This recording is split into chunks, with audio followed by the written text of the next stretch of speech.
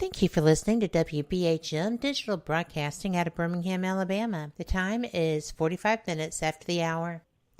And we are back, so I'm so excited to be here, and I hope y'all are enjoying the show nearly as much as I am, because I'm having a blast, and I'm learning stuff, and I'm so absolutely shocked. And I'm even more shocked that Frank Lee says one more question and he'll be quiet, because I don't buy that for a moment.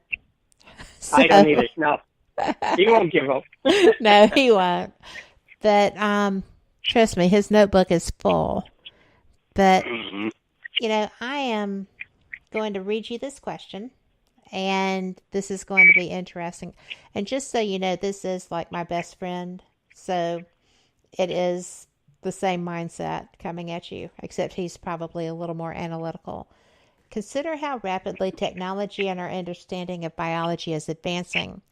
What do you predict in the future of human evolution as far as EVP is concerned?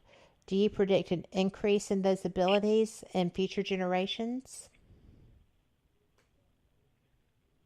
I really, and this is just my own opinion, and I've got nothing to support it, but I really, really think that as we evolve as humans in the future, we won't need EVPs. We won't need recorders. We'll be able to hear. We'll be able to communicate with spirits passed on, and I think it'll become more of a mental telepathy type thing. But I think when I teach the CSI Psi class, people ask me, I want to sign up for it, but what do you have to do to learn that?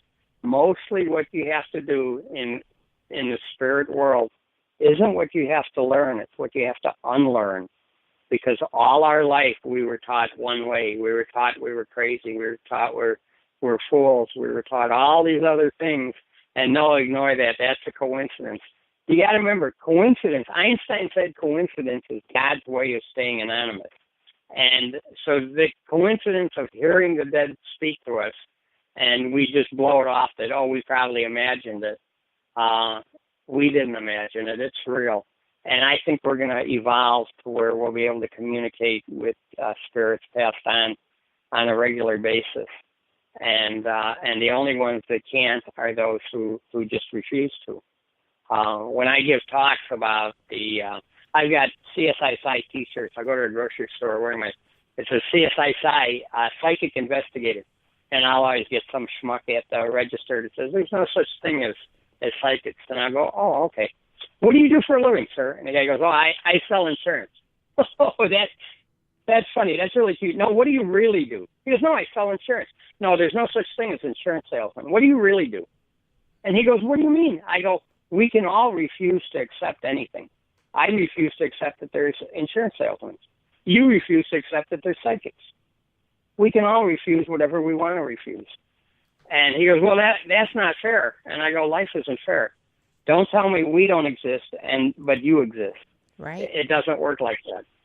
And, there's, that's just, you got lucky.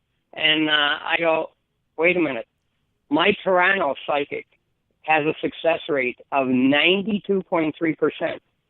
You're going to tell me she's lucky that often? I said, that's insane. I go, during the height of the CIA Stargate program, they were running 80 to 82% success rate. Stanford University did a study on guessing, or what at Project Psi, what I call the swag system. You know what the swag system is, Frank? Scientific wild-ass guessing. Scientific wild-ass guessing is about 20 to 25%. My team is all well over 85 to 90%. And as I said, Angel Canuck up in Hamilton, she's got a 92.3% success rate. That's not guessing. She's just damn good. She knows her stuff. She knows it inside and out. So, there's no such thing as insurance salesman as far as I'm concerned. And every time I wear my T-shirt to the store, I've got people stop me and ask me about what's a psychic investigator? Oh, we find missing and abducted children. And you expect me to believe that? Nope, no purchase required. But I'll tell you what, the kids we brought home, they'll argue with you. Yep. Because they got to live. They got to go home. So yeah, I like to, and yeah, that's part of the reason I wear the shirt to the store, to stir the pot. But it is what it is. Do you focus primarily on, well, you wouldn't know until you viewed, do y'all generally find living missing children? I'm trying to, hang on, let me pull up my stats on that real quick. The reality is some of it is recovery. When we have a missing child, the first thing that I ask the team member is, are they injured, alive, or have they passed? And then we know, are we doing a rescue or are we doing a recovery? Right. And 72% of the children we brought home were alive. We brought them back alive. And go ahead. I was going to ask you if I could tell people what you did for my friend. Sure. That was an extremely tough case, and I'll explain why after you're done telling the story. Okay. Well, I have a friend whose daughter, who is also my friend, was on St. Thomas when Irma made landfall. They had done everything they could to get her off. The airlines were charging thousands of dollars per seat, and they got the money for a ticket, and they sold the seat out from under her. So this 24-year-old was left on St. Thomas to ride out the worst hurricane, I think, in its history. Yeah. There were over 24 hours in with no word from her. And her mother was insane, obviously. I was freaking out. We were trying to get ham radio operators. I had contacted Chuck to say, I need to know if this child is okay. Do you have any way to give me information on where she is?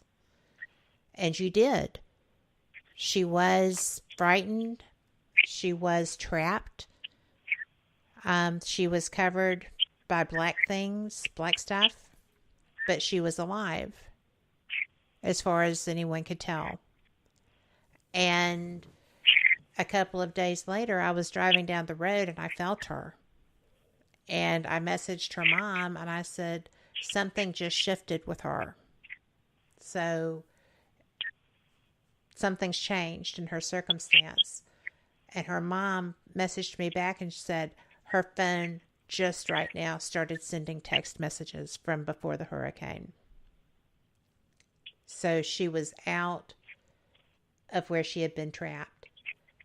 But you and your team were able to give that mom hope because you were willing to do that. So that's why when I say, I know y'all are the real deal, I know that you're the real deal. Well, one of the things about, I was so glad we could help and offer some peace to you. We very often won't take a runaway case because a runaway gives off psychic misdirection, whereas a abducted child gives off psychic breadcrumbs. Mm-hmm. And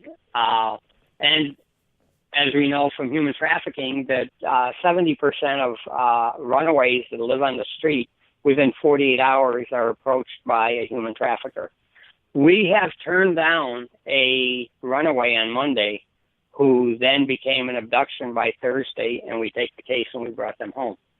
The reality is, when you're trying to pick up on a psychic energy, you sometimes lock into the strongest signal. Have you ever gone down the highway listening to a radio station, and all of a sudden your radio station, you didn't touch it, but it changes channels because you're going past the transmitter, because that stronger signal is overtaking your radio, and then as you drive on, you go back to the original station you had. Yes. And it's the same way with psychic energy.